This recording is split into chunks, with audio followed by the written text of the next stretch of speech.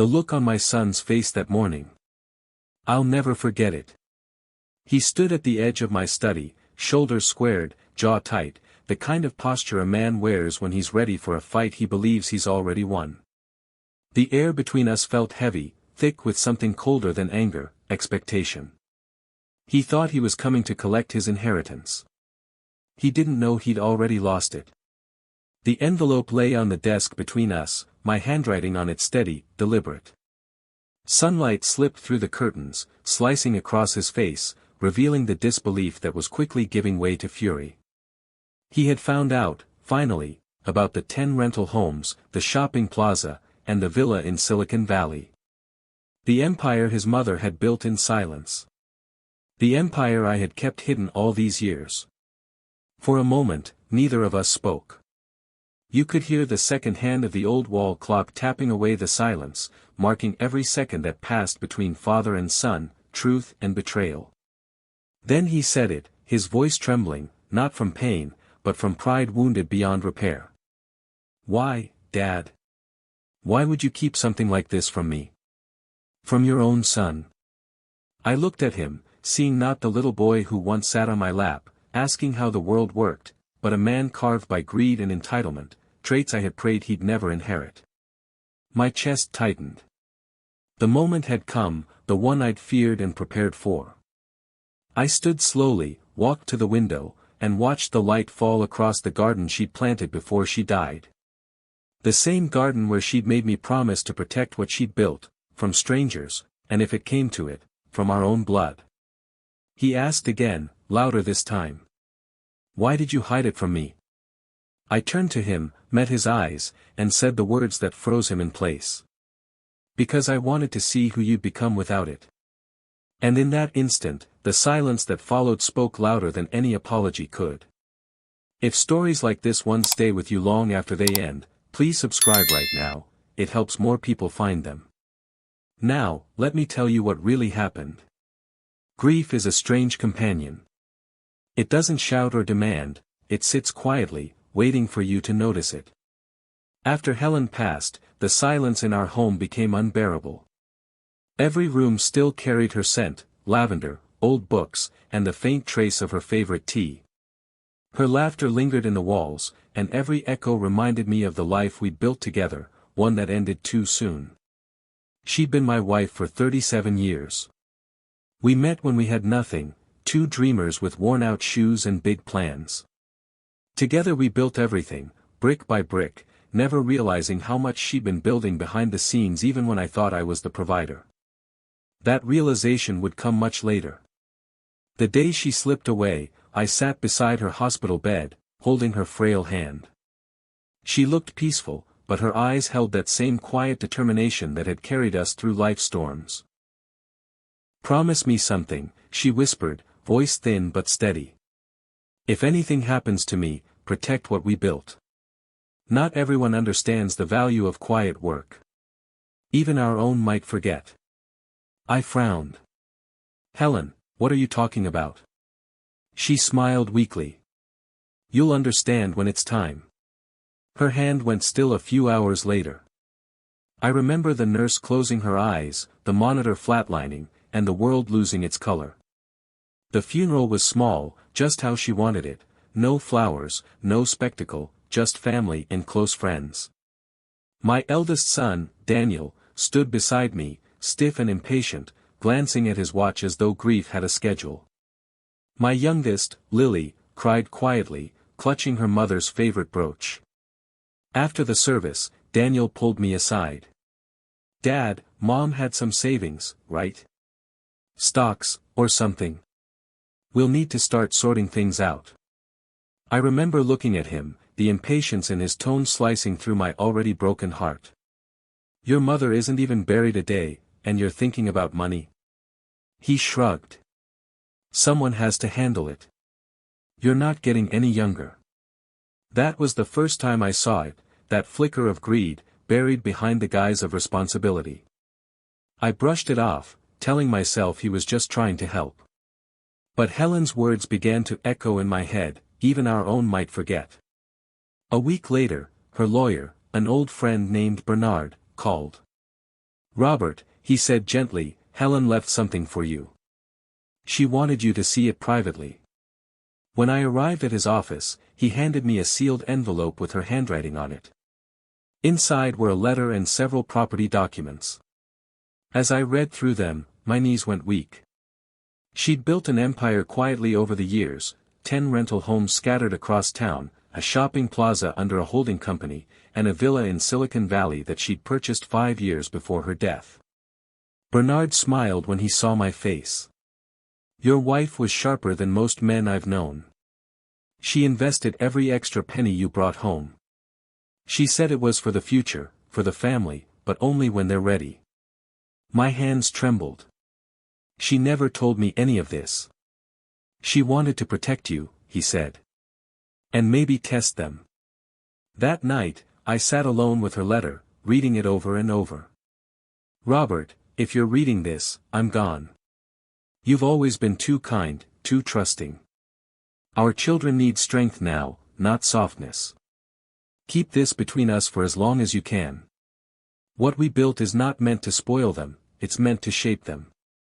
When the time comes, you'll know what to do. I wept until dawn. By sunrise, I made my decision. I would keep her secret, protect it from greed, from pride, from anyone who couldn't understand the weight of her love and labor. But secrets have a way of changing people. Sometimes, they protect you. Other times, they become the very thing that breaks you. At that moment, I didn't realize which one mine would be. For days after Helen's letter, I couldn't bring myself to believe it was real. Every line she'd written carried her voice, steady, practical, yet tender. I sat at the kitchen table, the documents spread before me like puzzle pieces from another life. 10 rental homes across town, a shopping plaza with her name nowhere on the front, and a villa sitting quietly in Silicon Valley. She'd hidden an empire behind ordinary living. I drove to the addresses one by one. The first property was a modest 2-story home in a quiet neighborhood. The tenants, a young couple, smiled and waved, calling me Mr. Turner as though they'd known me all along. It turned out Helen had visited them often, checking in without ever mentioning she owned the place. Each property told the same story. She'd kept everything discreet, clean, perfectly managed. Rent paid on time, maintenance handled, paperwork precise. It was Helen's way, control through calmness. When I reached the shopping plaza, I parked across the street and watched from my car.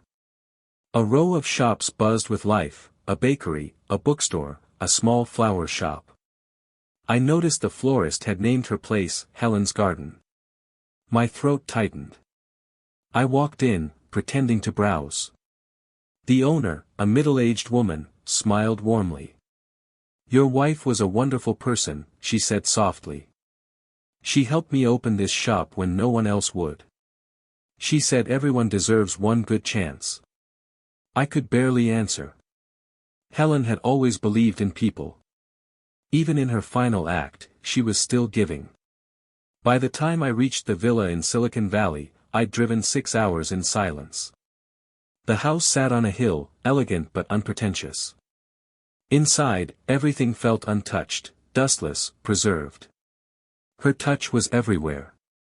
On the dining table lay a framed photo of us from our 25th anniversary, smiling with eyes full of hope. Beneath it, another sealed envelope waited. It wasn't from the lawyer this time. It was from her. Robert, this is the home I never told you about. I bought it because I wanted you to have a place where you could finally rest, away from noise, away from duty. But if our son ever forgets the value of love over money, this house will remind him what's truly worth keeping. Don't reveal it yet. Trust your judgment. Her words hit me harder than any inheritance could. She hadn't just left wealth, she'd left wisdom disguised as assets. I sat in that villa until dusk, staring at the city lights below. I could already feel the weight of the secret pressing on me. I knew Daniel's nature, impatient, proud, convinced that the world owed him comfort. If he knew about this fortune, he would destroy everything Helen had built, piece by piece, in the name of legacy. That night, I made a decision that would define the rest of my life. I transferred ownership of the properties into a trust under Helen's maiden name. No trail leading back to me, no access for anyone without my consent. When I returned home, Lily was waiting. She'd always been the quieter of the two, more like her mother. "Dad," she said softly, "you look like you've been carrying something heavy." I hesitated, then smiled. "Just memories, sweetheart. Nothing to worry about." But she wasn't convinced. "It's about Mom, isn't it?" I nodded slowly. "Your mother, she planned for us. For you and your brother. But some plans take time to understand." She frowned. "Does Daniel know?" "Not yet," I said firmly. "And not until I decide it's time." Her gaze lingered on me, worried. "Be careful, Dad. He's been asking questions lately. About money, about the house. I think he's struggling more than he lets on." I brushed it off at first. I wanted to believe my son was just lost, not corrupted. But Helen's warning echoed louder each day: protect what we built, even from those we love. Weeks turned into months. Life settled into a strange routine. I collected rent quietly, managed the trust, and kept the books hidden in a locked drawer. Daniel visited less often, too busy chasing new ventures that never seemed to work out. Each time he came by, he asked the same question in different ways. "You still doing okay financially, Dad? Need help selling the house? It's too big for you. Ever think about retirement homes? I can handle your assets." Each time, I smiled politely and changed the subject. But his eyes, sharp, calculating, told me he wasn't asking out of concern. Then one afternoon, while repairing a broken fence, I caught him near my study. The drawer where I kept Helen's files was slightly open, the key missing from its place. When he saw me, he froze. "What are you looking for?" I asked quietly. He forced a laugh. "Nothing, Dad. Just checking something." But I saw it then, curiosity mixed with greed. That night, I locked the drawer in a safe and moved the trust documents elsewhere. I told myself I was protecting my wife's legacy. But deep down, I knew I was protecting my son, from the kind of man he was becoming. What I didn't know was that my silence, meant to preserve love, was slowly feeding the very greed she had warned me about. And soon enough, that greed would come knocking, wearing my son's face. The first real crack in our family appeared on a quiet Sunday morning, nearly a year after Helen's passing. Daniel came over unannounced, wearing a smile too polished to be sincere. He carried a bottle of wine and a list of ideas for my so-called retirement. "Dad," he said, easing himself into the living room chair like a man already at home, "I've been thinking. You shouldn't have to live alone anymore. I could help you sell this place, move you somewhere easier to manage.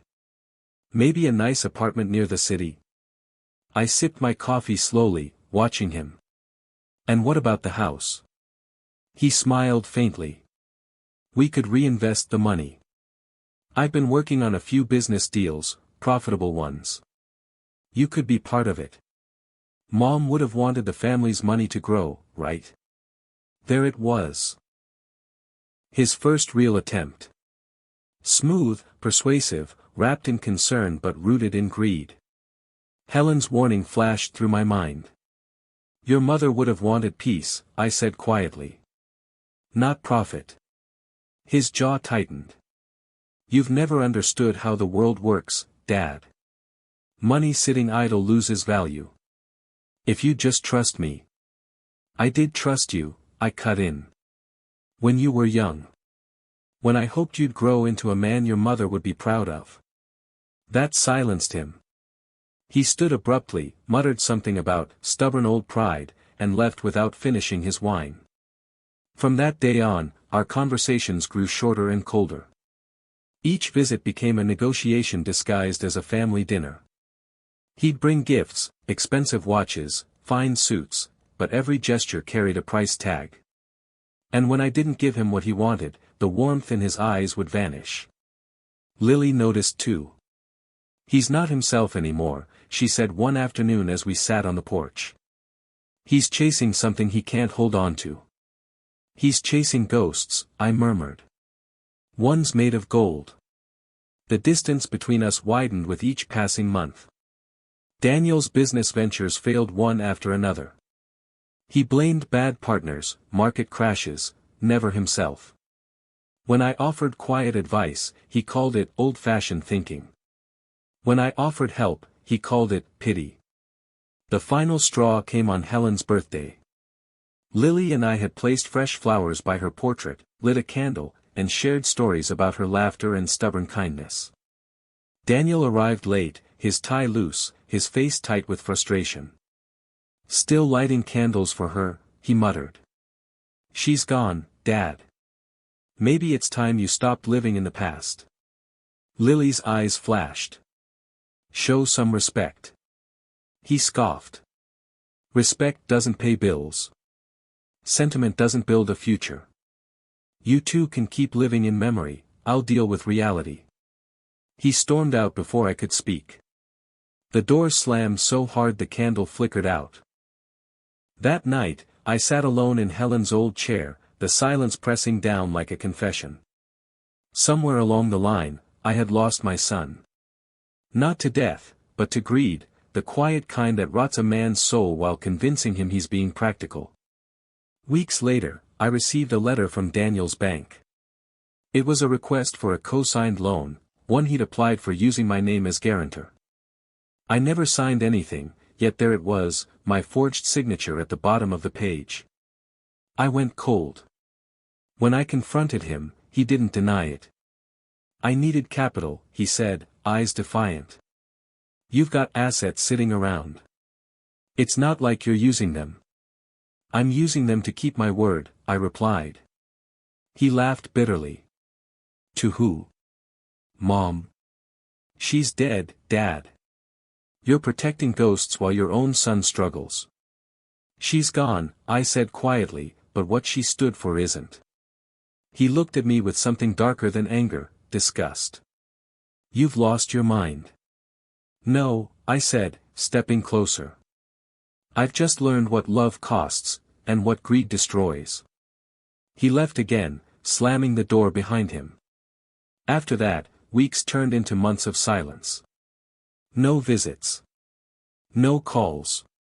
Only rumors, people saying Daniel was seen at bars, bragging about an inheritance he didn't have yet.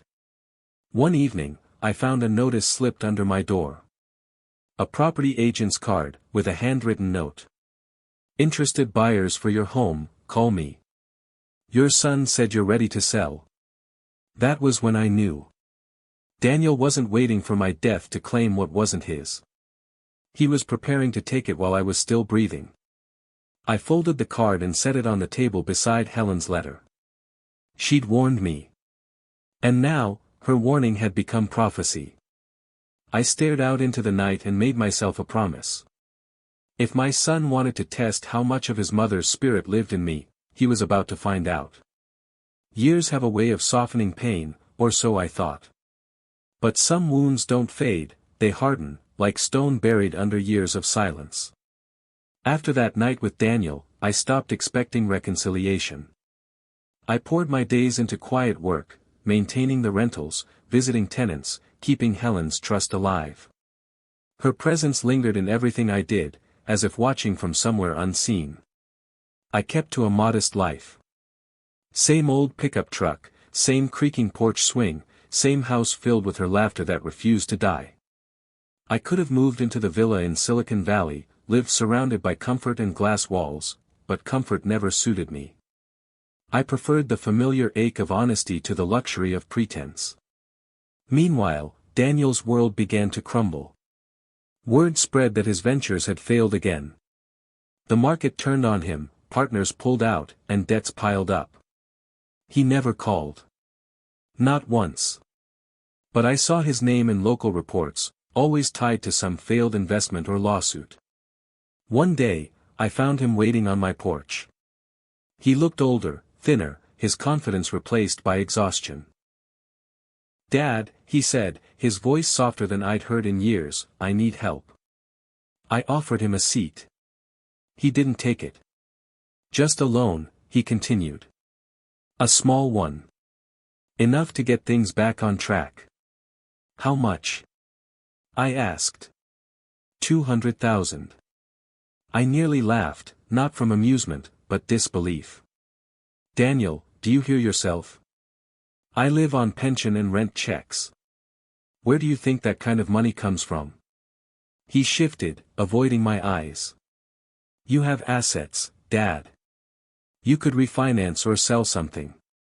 You don't need all those houses. You're just holding on to them for no reason."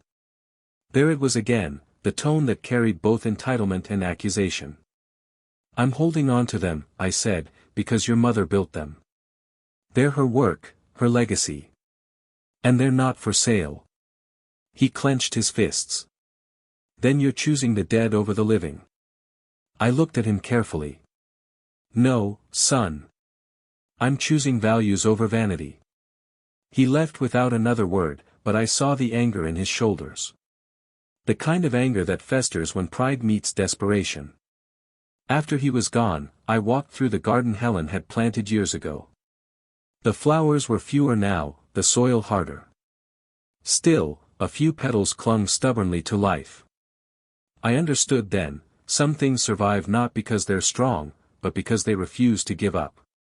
Months turned into years. Lily married, had children, and moved across the state. She visited often, bringing warmth back into the house. Every time she came, she asked about her brother. I told her the truth, I didn't know where he was. But life has a way of circling back when you least expect it. On my 70th birthday, a letter arrived. The envelope bore Daniel's handwriting. My heart sank before I even opened it. "Dad, I've hit rock bottom. Everything's gone. The house, the cars, the company. I know you probably hate me, but I'm still your son. Please, help me. Just enough to start over." I read it twice, then folded it neatly and placed it in the drawer beside Helen's letter. I didn't hate him. I pitied him. He'd been chasing shadows for so long that he'd forgotten how to stand in the light. That night, I sat on the porch under a cold sky, thinking about Helen's final words.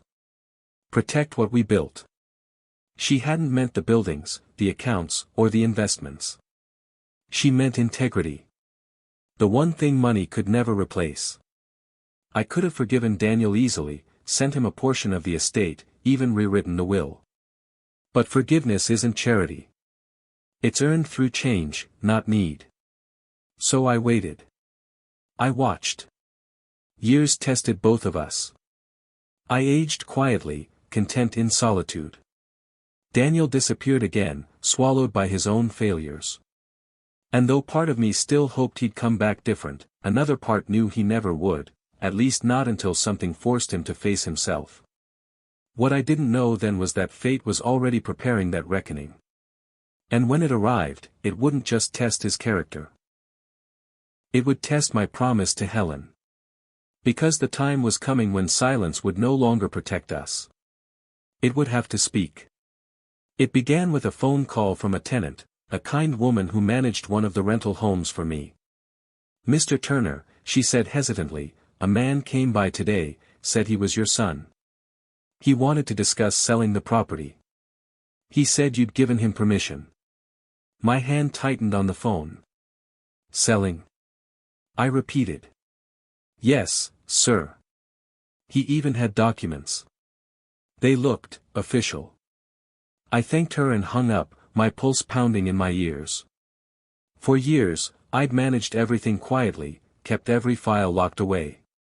If Daniel was making moves like this, it meant he'd found something, or someone, to help him. I drove straight to my lawyer, Bernard. When I arrived, he was already waiting with a grim face. "Robert," he said, closing the blinds, "I was just about to call you. We've got a problem." He laid out a folder on the desk. Inside were copies of documents, purchase authorizations, property transfer requests, all bearing my signature. But the handwriting wasn't mine. Forgery, Bernard said flatly. Your son's been visiting several agencies, pretending to act on your behalf. He's claiming you're no longer fit to manage your assets. For a moment, I couldn't speak. My son, my own blood, was trying to declare me incompetent. Bernard continued, he's built a case using your age, your medical history, and some fabricated testimonies. He's applying for legal conservatorship over your estate. The air left my lungs. Conservatorship. That meant full control, of the houses, the plaza, the villa, everything Helen left. He'd found the one legal loophole to strip me of everything without firing a shot. When's the hearing? I asked quietly. Next month. I nodded, but inside, a storm had already begun to form. That night, I sat in Helen's chair, reading her letter again under the soft light. Protect what we built, even from those we love. I finally understood the depth of her foresight. She hadn't just been speaking of temptation. She'd seen this coming, the day when love would turn into betrayal. Over the next few weeks, I watched Daniel's plan unfold from the shadows. He stopped calling, stopped pretending to care. His lawyers sent notices, formal, cold, confident.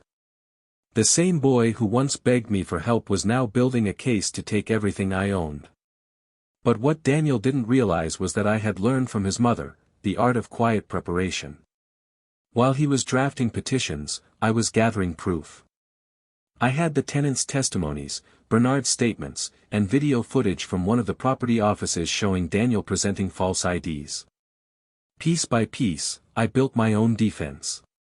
Not to fight him in rage, but to let truth speak louder than accusation. Still, when I saw him again, something inside me broke. He came to the house one evening, dressed in a designer suit, acting casual. Dad, he said, stepping into the living room without asking, I heard you've been talking to Bernard. You don't need to worry about all this paperwork. It's just legal formality. Formality, I repeated. That's what you call stealing. He laughed lightly, but his eyes stayed sharp. Come on, Dad. You've had your time. It's not stealing, it's managing what's rightfully mine. You're old. You don't need the stress. I stood slowly, meeting his gaze. You're not taking a penny of what your mother built. He smirked. You can't stop me. The court will see reason.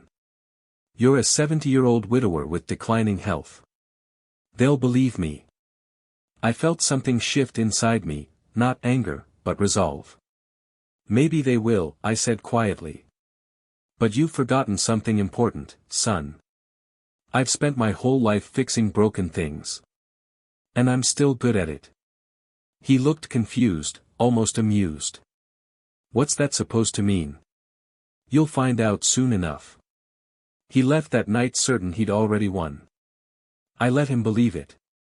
The next day, I met with Bernard and made a series of quiet moves. We transferred ownership of every major asset, houses, plaza, villa, into the Helen Turner Legacy Foundation, a charitable trust registered in my late wife's name.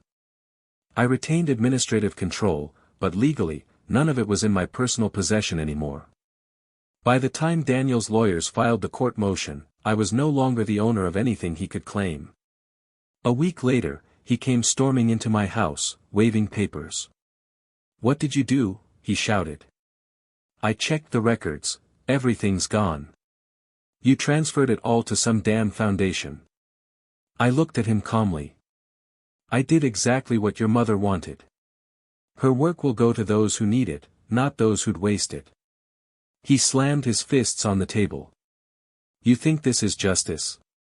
You're punishing your own son. No, I said softly. I'm teaching him. He stared at me, disbelief mixing with fury. You've ruined me. I shook my head.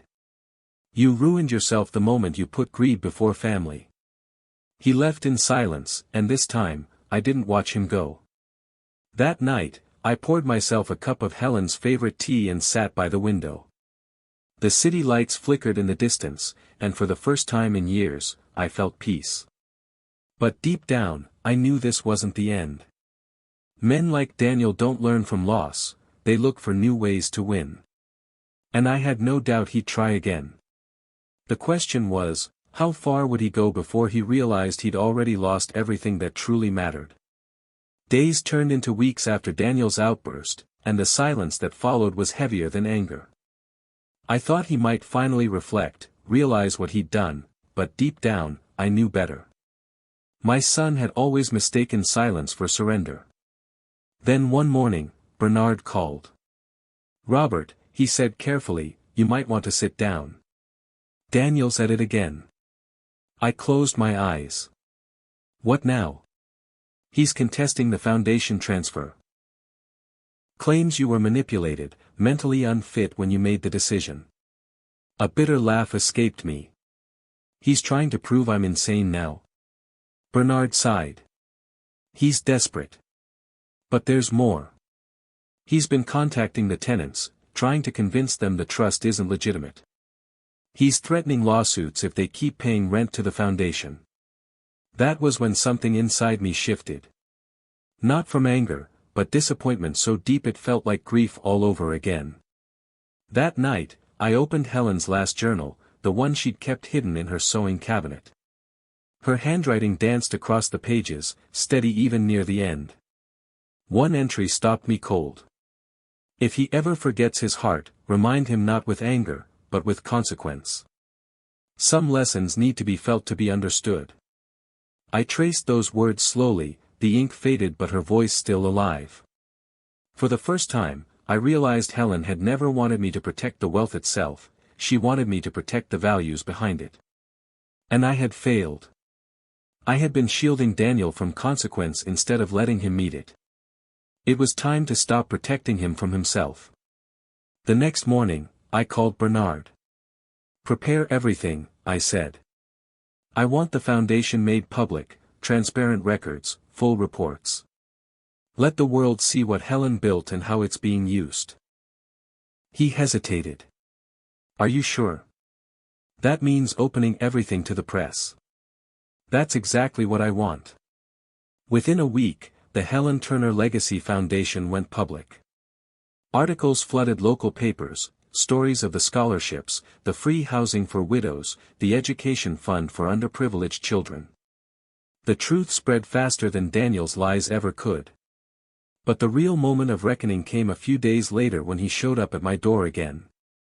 He looked worse than before, unshaven, sleepless, anger eating through him like rust. "You humiliated me," he said, voice trembling. "Do you have any idea what people are saying? They think I'm some kind of villain." I looked him straight in the eye. "And are you?" His jaw clenched. "You made me look like a fool." "No, son," I said quietly. "You did that to yourself. You wanted to take what wasn't yours, and now the world sees it." He sank into a chair, burying his face in his hands. For the first time, I saw not arrogance, but defeat. "I just wanted to be seen, Dad. To prove I could handle it." "And you thought the only way to prove it was by stealing?" He didn't answer. I sat across from him, my voice low. "Your mother didn't build those homes for pride or profit. She built them to give others a chance. That was her legacy. But you tried to turn her kindness into currency." He looked up, eyes red. "Maybe I never understood her like you did. You always made it seem so easy to be good." I shook my head. It wasn't easy. It took restraint, sacrifice. The kind of things you've run from all your life. He stood abruptly, pacing. "So that's it? I'm just the failure in the family?" I sighed. "No. You're the one who still has time to change, if you're brave enough to start over." He stared at me for a long moment, then left without another word. That night, I thought about everything Helen had foreseen, the promise, the warning, the foundation. Every move she'd made was leading to this moment. She'd trusted me not just to protect her wealth, but to redeem her son. A week later, Bernard brought unexpected news. Daniel's withdrawn his case. Dropped everything. I blinked. Just like that. He also made a payment, $50,000, to the foundation. Anonymous, but I traced it. For the first time in years, my shoulders eased. Maybe the fight had reached him after all. Maybe losing everything was the only way for him to find himself. That evening, I drove to the villa in Silicon Valley. The sunset spilled gold across the windows. It was the first time I'd returned since Helen's death. Inside, everything was just as she left it, her books, her paintings, her scent. I walked to the window and whispered, "You were right, love." He had to learn the hard way. Outside, the city glowed below me. Somewhere in that vast sprawl, my son was rebuilding, maybe not wealth, but conscience. For the first time in a long time, I felt peace, not from winning, but from keeping my promise. Helen had asked me to protect what they built. And now, after all the storms and silence, I finally understood. It wasn't the fortune she wanted me to guard. It was the heart of it, the part of her that still lived on, quietly teaching, even in absence. And that lesson, I realized, was the true inheritance. When Helen was alive, she used to say, "The best justice doesn't humiliate, it enlightens." I never understood that until the day I watched my son walk into the same hall where my wife and I had once celebrated our anniversary, this time, for an event he thought was in his honor. Daniel had been invited by the city council to attend the official recognition ceremony for the Helen Turner Legacy Foundation, now a beacon of community goodwill. Scholarships had already been distributed, widows rehoused, schools repaired. The foundation's name was on billboards and newspapers, and people were beginning to talk about her legacy, and his silence. Still, he came. Pride, I suppose, or denial. Dressed in a tailored suit, he strode in like a man reclaiming lost ground. He didn't yet know the night's program or what was about to unfold. I arrived quietly, unnoticed among the crowd. The auditorium buzzed with soft music, camera lights, and the hum of conversation. The city's mayor took the stage first, speaking about vision, courage, and the enduring kindness of Helen Turner. Every word stung Daniel like a pinprick. I could see it in his eyes from where I stood at the back. Then came the part he wasn't expecting. The mayor smiled warmly and said, "Tonight, we honor not just Helen Turner's name, but the man who protected it when others tried to destroy it. Ladies and gentlemen, Mr. Robert Turner." Applause filled the hall. For a moment, I hesitated. I hadn't agreed to any tribute. Bernard must have arranged it. But something told me Helen would have wanted me to walk that stage. So I did. As I took the microphone, the room fell silent. Daniel shifted in his seat, his jaw tightening. "I'm no hero," I began.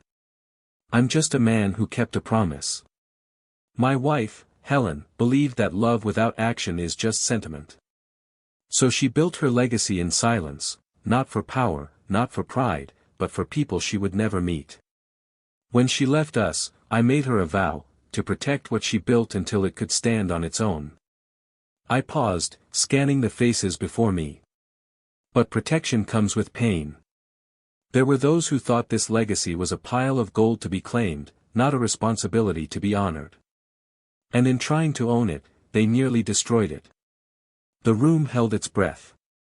Even Daniel froze, realizing where this was heading.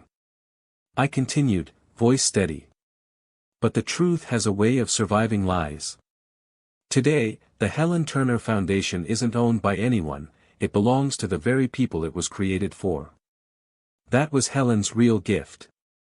Applause erupted again, though softer this time, reverent. When I stepped down, I caught Daniel's gaze. His face was pale, his pride crumbling.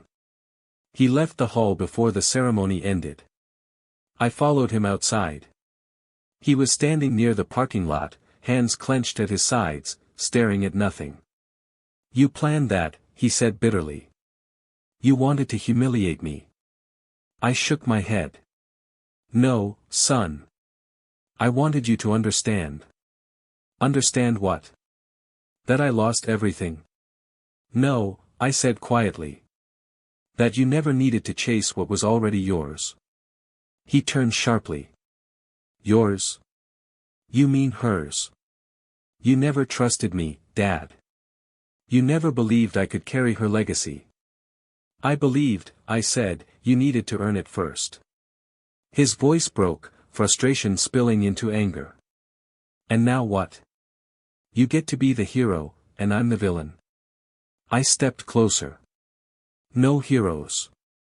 No villains. Just consequences. He looked away, his shoulders trembling. You'll die alone, you know that. Maybe, I said softly. But I'll die with peace. And one day, you'll understand that peace is the only inheritance worth having. He didn't reply. He walked away into the night, swallowed by the darkness of his own making. That might have been the end, except life, like Helen, always finds a way to surprise you. A few weeks later, I received a letter. No return address, just my name on the envelope in Daniel's handwriting. Inside were 2 pages, uneven and smudged as if written in a hurry. Dad. I don't know if this letter will fix anything. I'm not even sure if you'll read it. I've been angry for so long, I forgot what it felt like to be your son. You were right. I didn't want to honor Mom, I wanted to own her. I thought having her legacy meant I'd finally be seen. But the truth is, I saw her everywhere tonight, in the faces of those people, in the smiles of the kids wearing her name. You kept your promise. I'm sorry for everything. I don't deserve forgiveness, but I needed to say it anyway. Daniel. I sat in silence, the words sinking in like rain on dry soil. For the first time in years, I didn't feel the sting of disappointment, only relief. I called Bernard that afternoon. Add Daniel's name to the foundation, I said. Not as an owner, just a volunteer. Let him work. Let him see what she built from the ground up. Bernard smiled through the phone. You sure? Yes, I said. He's not ready to inherit her wealth, but maybe he can inherit her heart. And that's how it happened. Weeks later, Daniel joined the foundation quietly, no press, no announcement. He started by handling logistics, carrying boxes, managing letters. But with time, something changed in him. The arrogance faded. The weight of humility settled where greed once lived. One afternoon, I stopped by one of the foundation's housing projects. There he was, helping repaint walls with a group of volunteers. His shirt was covered in dust, his hair disheveled, but when he saw me, he smiled, the same genuine, unguarded smile I hadn't seen since he was a boy. Need an extra brush? He asked. I laughed softly. I think your mother would like seeing you like this. He nodded. I think she's here. That night, I went home and sat by Helen's old picture. You see, love? I whispered. You were right again. He just needed time to lose everything to find what mattered. The foundation flourished after that. The name Helen Turner became synonymous with hope, not wealth. Daniel continued to work quietly behind the scenes, never seeking credit, never asking for ownership. And every time someone thanked me, I corrected them, don't thank me. Thank my wife, and the lesson she left us. As for me, I found peace not in revenge, but in seeing justice take shape the way Helen would have wanted, slow, deliberate, and healing. And if you're wondering what happened to the fortune, those homes, that plaza, the villa in Silicon Valley, they all still stand. Not as trophies, but as reminders that love, when guarded with courage, can outlive betrayal. In the end, Helen was right about justice. It doesn't humiliate, it transforms. And it transformed us all. It's strange how life circles back to peace after years of storm. These days, my mornings are quiet again, just me, a cup of tea, and the sound of the garden waking up outside. The same garden Helen planted decades ago, the one she said would outlive both of us. She was right. It still blooms, even after everything. Daniel visits now, not out of obligation, but out of something gentler, understanding. We don't talk about the past much. We don't need to. I see the change in his eyes, the patience that used to be missing. He brings his own son sometimes, a bright little boy who runs through the flowers shouting his grandmother's name as if he knows her. Last week, Daniel stopped by with an envelope. Inside was a check, his first personal donation to the foundation, earned through his own work. He smiled awkwardly as he handed it over. "Mom built the foundation," he said. "But I want to help it grow." I didn't say anything. I just pulled him into a hug. For the first time in years, there was no bitterness between us.